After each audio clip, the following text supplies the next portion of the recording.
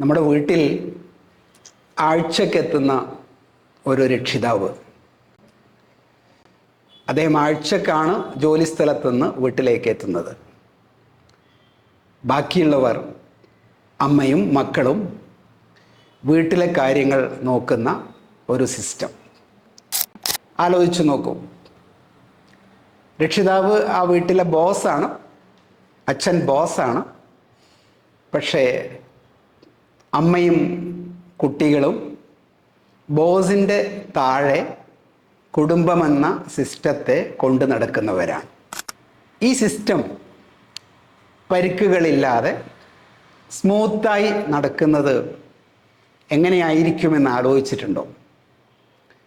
എല്ലാ കാര്യങ്ങളിലും തീരുമാനമെടുക്കുന്നത് ആഴ്ചക്ക് വരുന്ന അച്ഛനാണ് എന്ന് വിചാരിക്കുക. അമ്മയും കുട്ടികളും ഓരോ കാര്യത്തിനും അച്ഛൻ്റെ തീരുമാനങ്ങൾക്ക് വേണ്ടി കാത്തിരിക്കുന്ന ഒരു കുടുംബ പരിസ്ഥിതി ചിന്തിക്കുക. ഇവിടെ എങ്ങനെയാണ് ഒരു സിസ്റ്റം ലീഡ് ചെയ്യുന്നത്? എങ്ങനെയാണ് നമ്മൾ ആഗ്രഹിക്കുന്ന രീതിയിൽ കുടുംബം മുന്നോട്ട് പോകുന്നത്? ഇതേ കാര്യം ബിസിനസ്സിലും സംഭവിക്കുന്നു. മുതലാളി വിദേശ യാത്രയിലാണ്.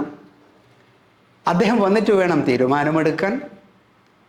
തൊട്ട് താഴെയുള്ള മാനേജർമാരും മിഡിൽ പൊസിഷനിൽ നിൽക്കുന്ന ഉദ്യോഗസ്ഥരുമെല്ലാം ഒരു തീരുമാനവും എടുക്കാൻ പറ്റാത്ത കൺഫ്യൂസ്ഡ് സ്റ്റേജിൽ നിൽക്കുന്നു.